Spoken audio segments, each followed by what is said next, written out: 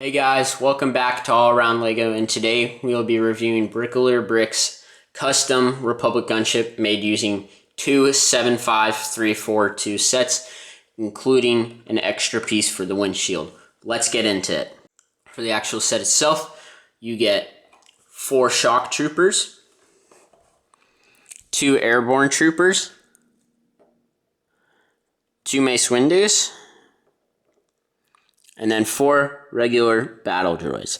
We won't be going into detail with these figures that much, as for we are more focused on the actual model itself. This is great for army building if you want to get a bunch of 212 troopers and you don't want an ugly Republic fighter tank with a massive bump on the front. To start off the set, it has a really good play feature of maneuverability. And now we will take a look at the front.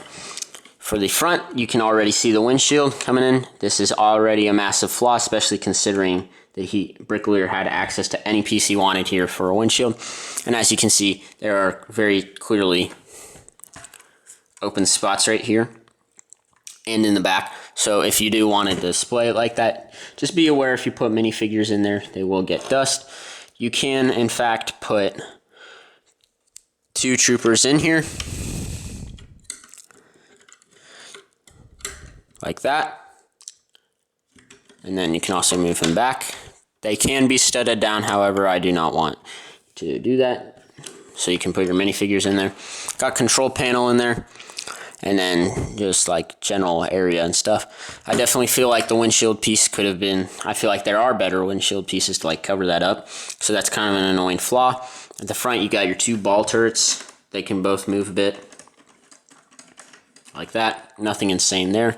If we take a look over to the formation down the side, as you can see, this is like kind of like straight up and bulky, and then it like tries to smooth it down out here. Definitely like where that was going. However, I do feel that it creates a kind of ugly feel for the gunship, especially with the open spots on the side. So it definitely like makes the gunship look weird from a head-on perspective, because it's massive ball turrets and then like nothing, which is kind of annoying.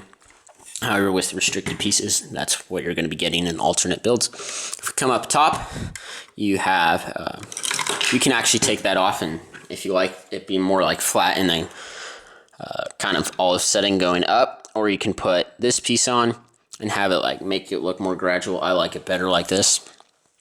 And that's how the initial model actually has it. So that's going to be the way I recommend it.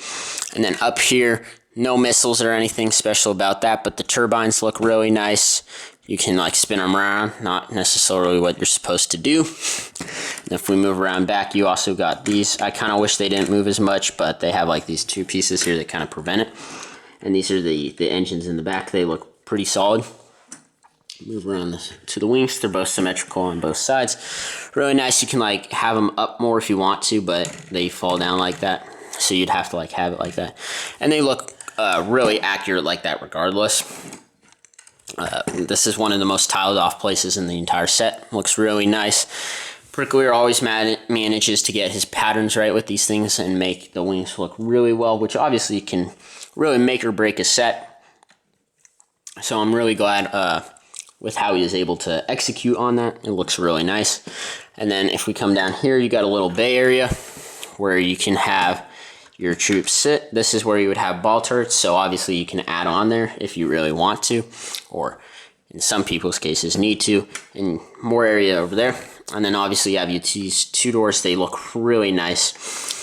Bricoleur executed on them really well. Only thing is they kind of like fold out a little awkwardly, but since it helps add depth to this, so it doesn't really bother me much.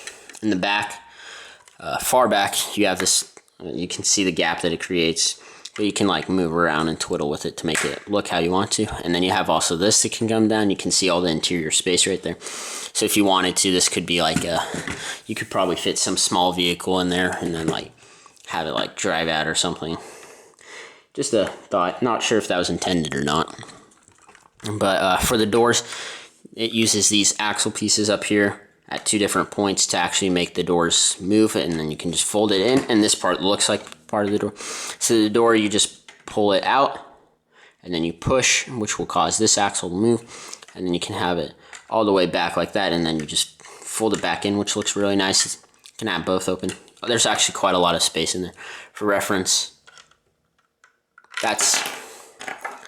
this is a trooper, so you can fit quite a number of troopers in there, which is obviously something that a lot of people look forward to.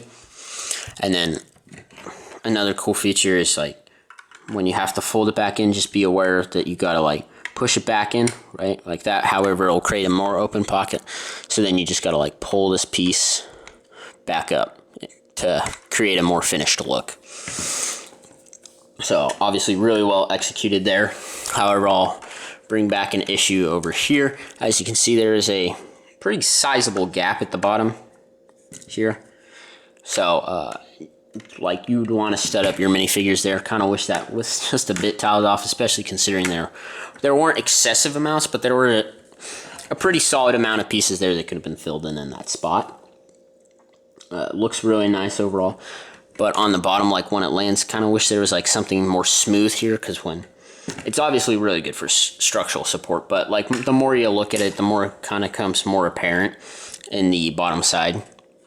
Right here and here, so it kind of looks basic on the bottom, but that's like really structurally sound, which is an amazing thing.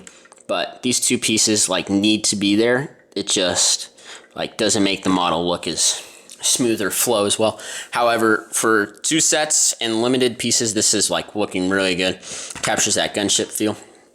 It obviously is quite fragile, so when you pick it up, generally I try to use these two flattened off sides like this.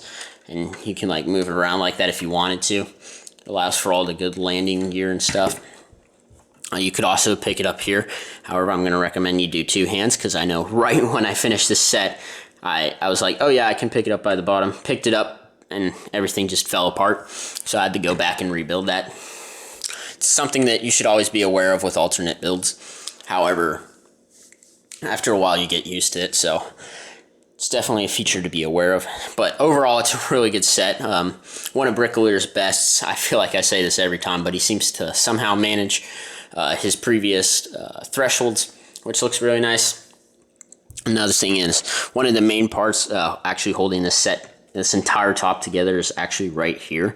These 2 posts on either side. So like when you're playing around or opening up things, just be very careful not to hit these, because if you hit these, then most of this will come down.